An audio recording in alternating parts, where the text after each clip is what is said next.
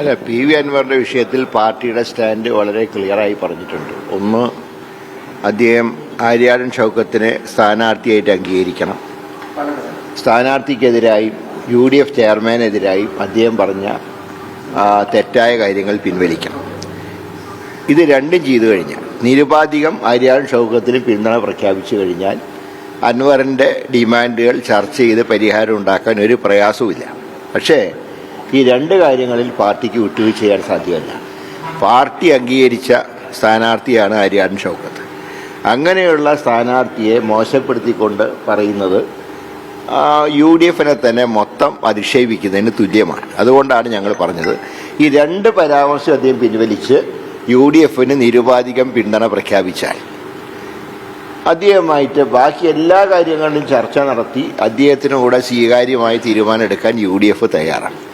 അത് വേണോ വേണ്ടേ എന്നുള്ള തീരുമാനിക്കേണ്ട അദ്ദേഹമാണ്. അതുകൊണ്ട് ഓരോ നിമിഷത്തിലും അദ്ദേഹത്തിന്റെ അഭിപ്രായങ്ങളോട് പ്രതികരിക്കേണ്ട കാര്യമില്ല.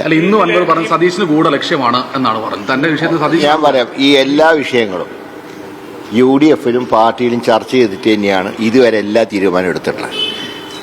ആരും സ്വന്തം നിലയ്ക്ക് ഒരു തീരുമാനം എടുത്തിട്ടില്ല. ഒരു കൂട്ടായിട്ടുള്ള ചർച്ചയുണ്ടായിട്ടുണ്ട്. കാരണം പാലക്കാട് സ്ഥാനാർത്ഥി നിർണയത്തിലുണ്ടായ ചില അപാകതകൾ കാരണം ഇത്തവണ അങ്ങനെ ഒരു അപാകത ഉണ്ടാവാതിരിക്കാൻ പഴുതടച്ചാണ് കൂട്ടായ ചർച്ച നടത്തിയാണ് സ്ഥാനാർത്ഥിയെ പ്രഖ്യാപിച്ചത്. അല്ല, ഞാൻ പറയുന്നത് ഈ രണ്ട് കാര്യങ്ങളിൽ ഇന്ത്യൻ നാഷണൽ കോൺഗ്രസിനെ പോലെ ദേശീയ പാർട്ടിക്ക് വിട്ടുവീഴ്ച ചെയ്യാൻ സാധ്യമല്ല.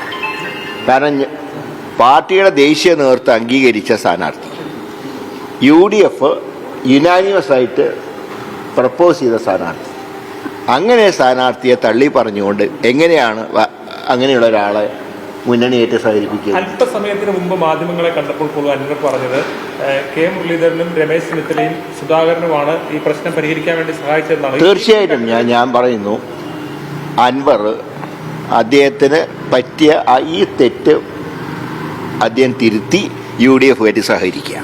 കാരണം പിണറായി സത്തിനെയാണ് തോൽപ്പിക്കേണ്ടത്, അല്ലാതെ UDFനെയോ UDFിലെ ഏതെങ്കിലും വ്യക്തികളെയോ അല്ല. പിണറായി സത്തിനെ തോൽപ്പിക്കാൻ അദ്ദേഹം ആത്മാർത്ഥമായിട്ട് ആഗ്രഹിക്കുന്നു എന്നാണ് ഞാൻ മനസ്സിലാക്കുന്നത്. അങ്ങനെയാണെങ്കിൽ അദ്ദേഹം ചെയ്യേണ്ടത്, ഇപ്പോൾ ആർക്കാണെങ്കിലും തെറ്റുകൾ സംഭവിക്കാം. അങ്ങനെ അദ്ദേഹത്തിന് പറ്റിയ ഈ രണ്ട് കാര്യങ്ങളിൽ അദ്ദേഹത്തിൻ്റെ പ്രസ്താവനയാണ് ഒരു വിലങ്ങുതടിയായിട്ട് നിൽക്കുന്നത്. അത് അദ്ദേഹം പിൻവലിച്ചു കഴിഞ്ഞാൽ മറ്റൊരു കാര്യത്തിലും തർക്കിക്കേണ്ട കാര്യമില്ല. ഇല്ല, അദ്ദേഹം പറഞ്ഞത് ഈ UDF പ്രവേശനത്തിൽ ഈ വിഷയം താങ്കൾക്ക് ഇടപെട്ടിരുന്നു, അനുകൂലമായിട്ട് ഇടപെട്ടിരുന്നു. അതിന് UDF പ്രവേശനത്തിൽ താങ്കളും ഇടപെട്ടിരുന്നു എന്നുള്ളതാണ്. അനുകൂലമായിട്ട് VD സതീശൻ മാത്രമാണ് അവിടെ. അല്ല, ഞാനില്ല, VD സതീശൻ എതിർത്തിട്ടില്ല.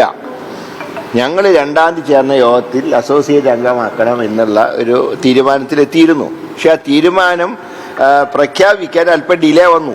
അതിന് ആരും കുറ്റം പറഞ്ഞ കാര്യം, അപ്പോഴേക്കും യുദ്ധത്തിൻ്റെ അന്തരീക്ഷം ഉണ്ടായി.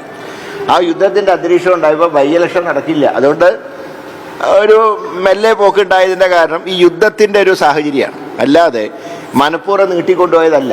യുദ്ധത്തിൻ്റെ സാഹചര്യം ഉണ്ടാവുകയും ബൈ ഇലക്ഷൻ സാധ്യതയില്ല എന്ന് മനസ്സിലാക്കിയപ്പോഴാണ് അത് പ്രഖ്യാപനം അല്പം താമസിച്ചു പോയി. തീരുമാനം എടുത്തിട്ടുണ്ടായിരുന്നു. പക്ഷേ ഇപ്പോഴത്തെ പ്രശ്നം ഈ രണ്ട് സ്റ്റേറ്റ്മെൻറ്റുകളാണ്. അത് അദ്ദേഹം തിരുത്തി UDFുമായിട്ട് സഹകരിക്കും.